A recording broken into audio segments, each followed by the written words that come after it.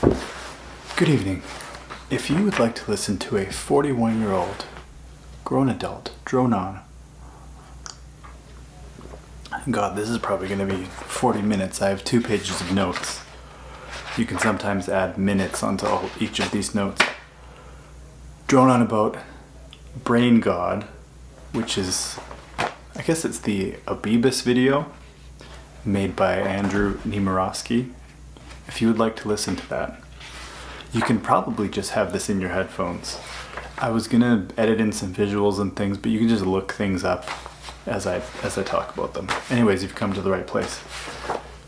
So, people who are on the Patreon who've been following it might know that I think that this past year, because this came out the last day of 2023, I would say 2023 is one of the most stale years for rollerblading in a long time, from an industry perspective and from a media perspective. I always speak about rollerblading and approach it 50% as like a fan who follows it all, who likes to comment on, you know, just how somebody's into sports. It's like a thing that I'm into that I like to comment on. And then the other 50% is I look at it like a creative outlet. So I find that part makes it really frustrating sometimes to follow, because I want things to be good and I want to be a fan that tries everything and watches everything. But this year was not a good one. There wasn't a lot to grab onto. And I'm getting into my 40s now. So I want younger people to be creating things to get really excited about, that will also change my perspective on how I make video projects, because I'm going to be doing this for a very long time. And we don't even know what rollerblading videos will look like going into our 40s, 50s, 60s, because we'll be the first generation doing it. So that's why I want more good stuff to come out. Anyways, and Express, they released that Dad's Keurig edit, but I mean, I hope they're working on some kind of full length. Like, I was missing that side of skating very badly. Anyways, so it was New Year's Eve. I completely forgot. Like, when you have a new kid, you're taking care of a baby, you lose sense of time. You sometimes forget like what the day is, or the date. And I get up at 4 a.m. every day, and I've been watching X-Files, I've been watching The Curse, and I've been watching, what did I just finish? Oh, The Bear I finally watched. Like, I've actually been a regular human being watching TV shows and movies, which normally I don't do, because I'm normally making videos for this, working on videos. So this is a strange time where I'm on parental leave and I'm going to have time to consume media in the morning and evenings. That's just to set the stage. So I forgot that Brain God was coming out, and it was 4 something in the morning, and I was like holding the baby, and I think my daughter was up too, really early, and I was like almost like nodding off on the couch, drinking coffee, and then I saw that Brain God came out. So I fired up the espresso machine. I think I drank a bunch of water, and I was just holding the baby. The baby fell asleep. I had put on the AirPod, like the cup AirPod Max, I think they're called, like the cup ones, and fired it up on the TV, and I was so awake for that 50, I can't believe it's 50 minutes, because the pacing's incredible. But I've had this happen this year with when I watched Barbie and Oppenheimer.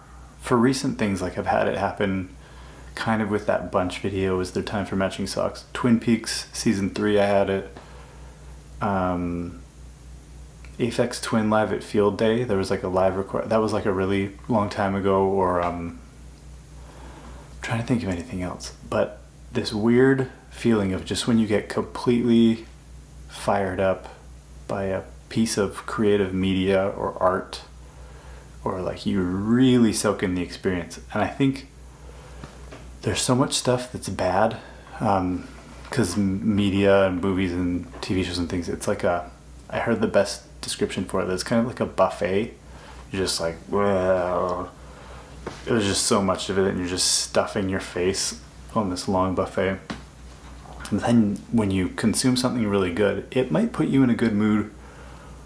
Sometimes, like for a good movie, I might not be able, like I won't be able to stop thinking about it or talking about it for a week.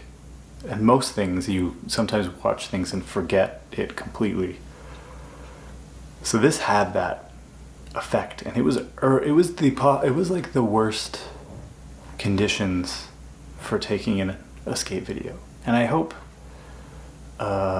nobody watched the video on their phone. I can't control the way you consume things, but I think sitting down, it should be dark, undistracted. Don't look at your phone. Don't post about it while you're watching it. Experience the whole thing. Don't look at your phone. Completely woke me up, fired me up. Yeah, a good video. It'll change your perspective. It'll lift your mood. And most rollerblading videos and action sports videos, they actually don't do this. Like, they've become so formulaic. A lot of the times I'm passively consuming rollerblading media or action sports media. There's some gems that I try and post. The last really, really good thing that I watched outside of Is There Time for Matching Socks? There's that Dom West Streets of Lagos. I remember being really good. And yeah, the bunch Is There Time for Matching Socks. And then one that I just watched twice recently. I'll bring it up because of the intro. The 917 video, Call Me 917. There's been a shift in snowboard videos and skateboard videos where it's like been more punk, Midwest emo, shoegazy. It was like this video, maybe it came out in 2017. It was like really shocking that it had unexpected kinds of rock music. It had like a Millencolin song. Really good video if you haven't watched it. But it's rare, like I consume a lot of this stuff. There's stuff that's good and I post it, but like to go a mark above that. Oh, the Lazo Party video was really good. You have to kind of transcend the action sports box for me to connect with it, which is what happened with this. But yeah, a lot of action sports and rollerblading videos, since you're watching so much stuff on Instagram, it's pretty much just, like, I don't even care how good of a filmer you are. Sometimes it's just, it feels like watching a longer version of Instagram. It's just clips to music. There's sometimes no extra thought or vision put into it. A lot of it is like bad editing that, like, we lack good editors, which in snowboarding, skiing, skateboarding, there's some really good editors. Somebody who really has, they are obsess over the way the video feels and the soundtrack, and they dig deep. That's what this was. I would say I was so impressed with this video that it was, if a different sport had made something like this, I would be so jealous, and I would probably be recording the same thing right now because of how good it was. So I'll just quickly go through Andrew's previous work. I don't know if I have everything listed down here, but there was Killing It, which I didn't watch. Secret Audience was the first thing, an edit that he made. That must have been like early 2010s that I remember enjoying and rewatching. It was filmed really well. I think it was VX1000. The soundtrack was good. I think people had very tight pants and volos from what I remember, so it must have been early 2010s. That era hasn't aged very well, but I remember watching that edit a lot. The two things that really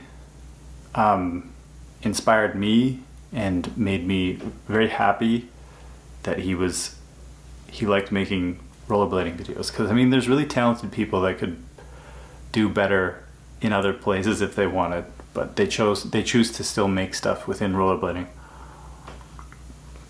And it was the Adapt edit with him and Nick Labar and Forecast on the 8s, which was Still like heavily influenced. The LeBar and him adapted it. I don't felt like something kind of new and different.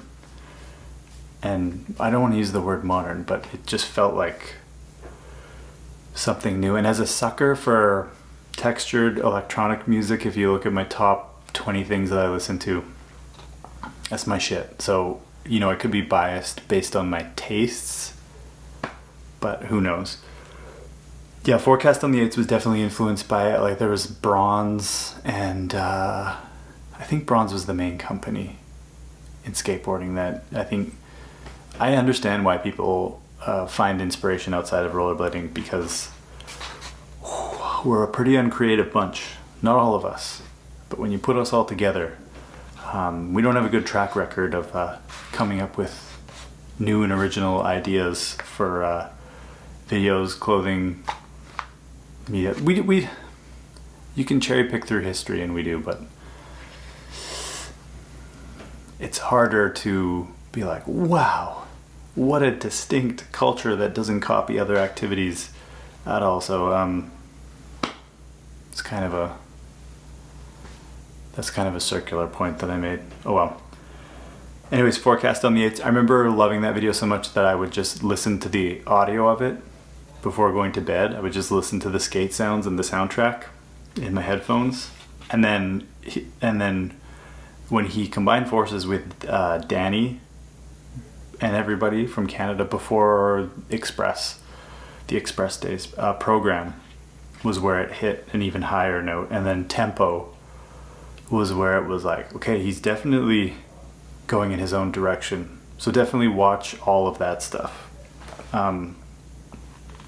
That like program and Tempo and the Dirtbox stuff and Wizard, all of that was like such an exciting era that I feel like was missing from this year, that there was all this inspiration and then it kind of just got really watered down, or maybe people weren't releasing enough stuff, or I don't know, maybe you felt the same, maybe you didn't. I definitely felt it this year, which is why this stood out even more. Anyways, I was a little worried when it first started because it had the THX sound intro with kind of an animated sparkly logo. And if you watch the 917 video, Call Me 917, it has an intro very much like it. But that video is amazing, so maybe it was a homage, and there's not a whole lot of other stuff where I can pinpoint other action sports skateboarding videos that you could tell he was really trying to create something new. If you're filming with the zoom and a fisheye, it's like, you know, the tools are, there's only so much you can do with the tools in, I hate the term action sports, but that's just what I'll say, in an action sports video. I've tried to like step around them before by making tripod things with no camera movement, but it's undeniable that like a nicely edited or a thoughtfully edited vision with a zoom lens and a fisheye still goes a long way. I'll just start, now I can start talking about the video. This is the best looking 4K video I've ever seen. I don't even know how he did some of the stuff, some of the effects and the colors and the filters. When you think of the video in your head, there's just so many visuals and scenes and things that, like, if you just close your eyes, I think it's really a world of its own. I don't know how he did some of the stuff, if it was filters on the camera or stuff that he attached, but it doesn't look digital like 4K does. And I was holding off on doing 4K for the longest time, but this totally sold me on it as a 4K as a creative tool, because he made it not look digital. He made it look, I don't know, organic and nice and warm. The soundtrack and sound mixing is unbelievable. The depths that he went to for the soundtrack, like when you could tell someone was really digging, listening to hundreds and thousands and just playlists and samples and You could just listen to it like an album and it'd be really good. Even the stuff that's more modern, it's not hyper pop, but stuff with almost 2000s-ish sounding vocals. I wouldn't say pop punk, but yeah, it felt new. Because soundtracks and editing, you could even have like filming that isn't that great, but if the editing and soundtrack is amazing, you can go a long way with that. And he checked all of the boxes. The editing particularly is so far beyond what a rollerblading video usually is. I think he may have gone insane that he filmed this for, I think it said 3 years in the credits. And the editing, the level of detail and thought from cut to cut, knowing when not to cut, keeping things longer, the way certain things, not themes, but just certain shots, the way they're put together, is you can't just quickly edit something like that. You can't just film and put it to a song and put it out. That would have been a painful project to birth, and we're all better for it that we got to experience it. I dream of videos like this being made. I feel lucky to be alive to have experienced this video. I wish I would have seen it in theater, but this is like my obsession over skating and skate videos and action sports is like I wait for things like this to be made. The pacing for a 50-minute video is unbelievable. You could tell he really thought everything through, and the breath between sections, so well done. The titles and the graphics and he used digital looking stuff, but he made it look not digital, which is something that I love. You use the computers and the high-end cameras, but then you put your own spin on it. It's going to be so timeless for that reason alone. The details in the background, or the details of why he chose certain shots to be included, the textures and the sound and the visuals, the surprise factor. There was falls in it. There was like the first shot, even the night, I thought it was B-roll, or I thought it was like stock footage, but then when you see the crowd watching, they're like, are they at some kind of Renaissance fair? And the shot was so clean and crisp that it was confusing. And the slug, I want to know if that was his shot. That looked like stock footage, but I think that was his shot. The first shot in I think it's Julian's section, there's a guy in a varsity jacket, and I thought it was a sample from a movie, but then Julian comes into the shot skating. And the first cut, even, there's like a guy fingering him in the background. There's so many little things that he chose to include the shots for specific reasons, that it's not just about the skating. It's like the world building of the video and the long cuts and how it matches to the soundtrack. Incredible. You know, you could have the most incredible skating in the world, the best skating, and if the songs are bad, the editing's bad, it can even be filmed incredible. Like, I watch things all the time and feel nothing because they're edited so badly, or the music's bad, or there's just no thought put into how it's presented. Like, we can go to Instagram and do that. That a lot of this stuff just feels like extended Instagram. This video is such a great reminder of why I originally got into making skate videos, and why I'm still obsessed, is that from year to year, or two, if you work on 2-year projects, or you become obsessed about how it's not really about the skating. You're collecting all of this stuff, and when you go to edit it, you realize it's about things that interest you or give you a feeling. And once you start putting it together like a puzzle, you realize that it's an infinite thing to create these skate video worlds. And like, it takes a good video to get that feeling. This was definitely one of those videos. It felt like something new. A lot of good stuff these days, albums or certain movies, they take a shitload of influences and tastefully put them together. And like, I got flashes of Mad Beef, and then but post-apocalyptic like a depressed dystopian science fiction rollerblading environment, plus all of his previous work, plus something new. I think it was what maybe Brain Dead was trying to do, or what it tries to do with some of its brand. I don't know. Like, I don't know a lot about fashion or anything, but I just think it hit on something that made skating look so cool and futuristic, but not really of any time.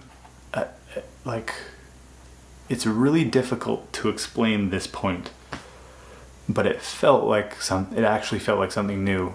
Not only that it was a rollerblading video that felt culturally distinct, which we've had a bit of that over the years. We've definitely had that before, but like, this is enough inspiration for decades of younger people to discover this and be inspired and make their own stuff, which is the most you can ask for, actually, for a video. It was I made the Brain Dead point, but I also think it was a better ad for Them Skates than anything Them has ever made.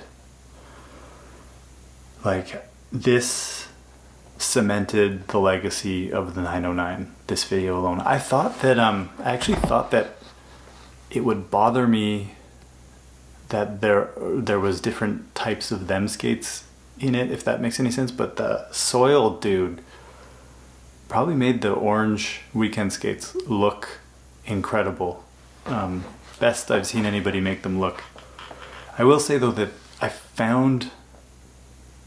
almost feel like Brain Dead their skates didn't deserve to be in this video. It's so good. I wish that the skates were Abibis skates or Express skates or something that was related to skating, that it kind of like, I didn't like that there was a company that was unrelated to skating. But it didn't bother me that much. Like, I understand from the fashion perspective, branding and things. Whoever pointed out that the word branded is within Brain Dead really nailed it. I didn't like that quote one time that Kyle said that we make merch for a subculture people are interested in. We make merch for a subculture people are interested in. No, I want the subculture to make their own merch. I don't need a company from outside of the subculture to make the merch. Thank you very much. Maybe I need to go to a therapist about Brain Dead. We'll see. But the main point there was that this was the best Them Skates marketing out of anything that's come out. That like them could film a project for 2 to 3 years and be secret about it, not post a ton. You don't have to post all the time on Instagram. They're like, you could blow people away with a great project. But again, it comes down to the video maker and the vision, which is again why this is so amazing. Holy, I have a little bit more to get through. Spot selection is something that we've always joked about because we live in Kamloops, but it actually came through in this video. Interesting spots and doing tricks on stuff that I wouldn't normally think of, or it's the world of the video is so interesting that I actually was like, when I walk around Kamloops now, I'm seeing new stuff that I wouldn't normally think of. It actually got me believing in small wheel skating again in a big way, and like doing simple grinds on weird objects, and I can't believe it. Like, the power of a good video, for me to have full faith in small wheel skating again. And grinds even. Insane. it makes the world. I remember watching Imagine Blade Shun, or Sean Collins videos, I had the feeling of like, after watching a good video, you go out and the world looks like a playground. I totally had that feeling with this video. Soil probably had my favorite section because I didn't know much about him or anything, and it just felt so different than anything that's out there. And I can't wait to see more of him. The variety of stuff that he did. There's a line that Tim does at the end of his section, which looks like Dare to Air from the future. That opened up a whole world of what if a whole video was like. What if a video was like that? If it was Dare to Air from the future, but with the skating of coupe de tat, like a line like that, but coupe de tat style skate, like the potential that you feel watching this video is huge. Leon, which is Neil backwards, I guess Leon's his name, drew. I'm so happy that Stu and Danny were in this video. I wish their sections were longer, but it was good. Leave you wanting more. Pretty much everybody's sections, the variety of skating, the variety of you can't really put your finger on what a rollerblader is after this video at all. Like, it could be anything.